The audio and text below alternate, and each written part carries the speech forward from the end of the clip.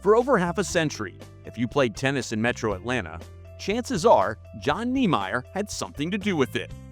For over 50 years, he's been a teaching professional, facilities manager, court designer, and mentor to players throughout the city, all while running some of the biggest tennis centers in the area. Niemeyer didn't just grow the game, he built the programs where it flourished. He's probably the most influential person in tennis in Atlanta and possibly Georgia, just for what he's done through the public tennis centers he's managed, the Olympic facility that he kind of designed and then brought to Stone Mountain Park. He doesn't ask for fame or honor. He just does the right thing for tennis. He was in the business of tennis, and without Jon Niemeyer doing what he did and being so proactive in that area and so supportive of tennis in so many ways, Atlanta would never be the participatory tennis city that it's become. Niemeyer's career began at the age of 9 when he took his first lesson from legendary teaching coach Jack Waters at the Piedmont Driving Club. Jack had a sense of values on how to play the game, and I think that carried over into all of his pupils going forward. Jon's game began to blossom in high school and eventually led him to the University of West Georgia, where he dominated the competition behind a record of 78-2 in conference matches, putting him in elite company in the Braves program. People really don't remember what a player Jon was in college. He was the dominant player on that team in that league, and people need to remember what a player he was. After graduation in 1969, Niemeyer was working in the computer industry when a good friend, John Marsh, made a suggestion that he switch his career to tennis and helped him get a winter teaching job at the Cumberland Indoor Tennis Center. He taught both of John Marsh's sons, David and Tommy, who were very good players, but John Marsh was the one that brought John back into tennis from the business world and asked him to come over to Cumberland Tennis Center and be a teaching professional there. The very next year, Druid Hills Golf Club needed a summer pro. At the time, Atlanta had just a handful of full-time teaching pros, but with the rise of Alta League play and the city's tennis boom, this was all about to change, and Niemeyer would lead the charge. He turned Druid Hills from 4 courts and 6 regulars into a 600-player hub with 11 courts and one of the best pro shops in the city.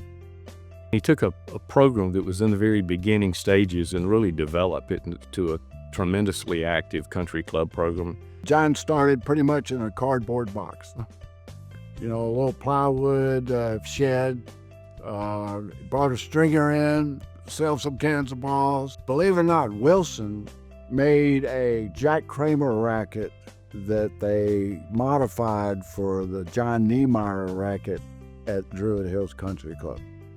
In 1976, Jon opened Blackburn Tennis Center, and he remained there for the next 37 years. By 1983, he was also running the DeKalb Tennis Center, and together they included 35 courts that never stayed still. These centers didn't just serve the game, they hosted it. He really turned it into a tennis mecca. In the day, leagues hadn't really started. Short courts and red, orange, green balls hadn't started.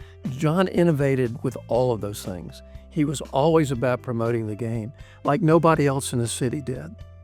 In the 1990s, Blackburn was named one of Tennis Magazine's 10 best facilities nationwide. Most of the others on the list were major tournament venues, like the USTA Billie Jean King National Tennis Center in Flushing Meadows, New York. Blackburn became so well known, not only locally but nationwide, and he's the one that made it happen. In the early 90s, under Niemeyer's leadership, the DeKalb Tennis Center became home to the World Team Tennis champion Atlanta Thunder. The fact that they came to where Jon was managing the place, they recognized that he was the one that was going to make it happen for them. Big tournaments started to follow him as he was the tennis director at Horseshoe Bend during the 1992 AT&T Challenge, where Andre Agassi met Pete Sampras.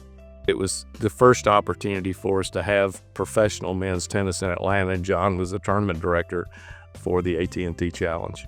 Niemeyer also took over the Stone Mountain Tennis Park and designed the layout for the 1996 Olympic Games.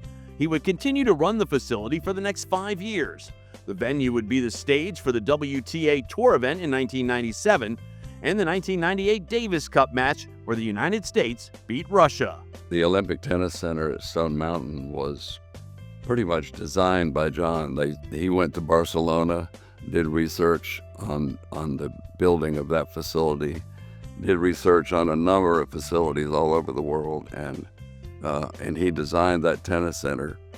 And unfortunately, it's not there anymore, but I got a chance to play on that stadium court one time, and it was a fantastic facility.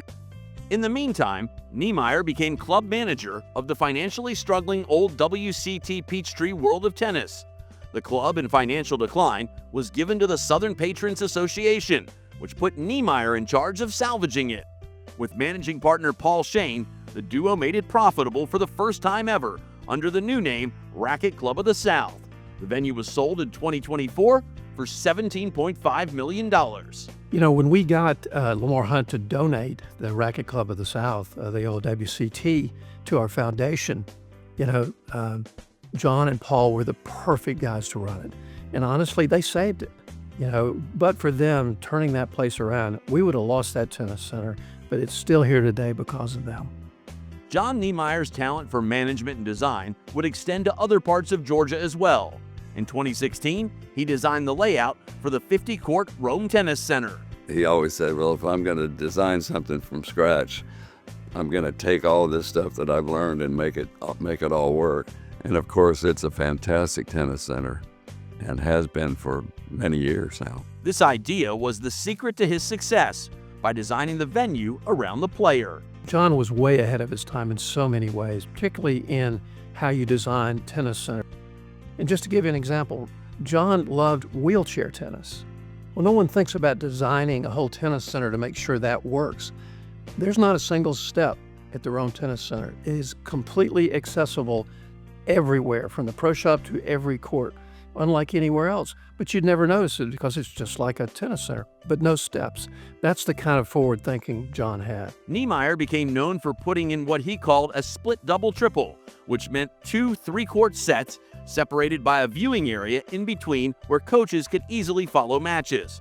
Breaking courts into 2 gave that team separation from the other teams playing along the way. And secondly, by doing his 2, 3, and 2s, he could put stands up for a big event, create a grandstand, and have a show court. And then when the event was over, you take the stands down and you put the nets back up, and it would work beautifully. Niemeyer's numerous contributions to the game, as well as the players he has affected, have made him an icon in the sport and have earned him a spot in Georgia tennis history. Our league got copied by the rest of the nation. A lot of our court development got copied by the rest of the nation. And again, I attribute a lot of this to the fact that Jon Niemeyer was such a visionary. Jon's center was always what's best for tennis, not necessarily what's best for Jon. And that's why Jon was so successful, and that's why he's been so important to the game in the state of Georgia. Congratulations to Jon Niemeyer, a 2025 inductee into the Georgia Tennis Hall of Fame.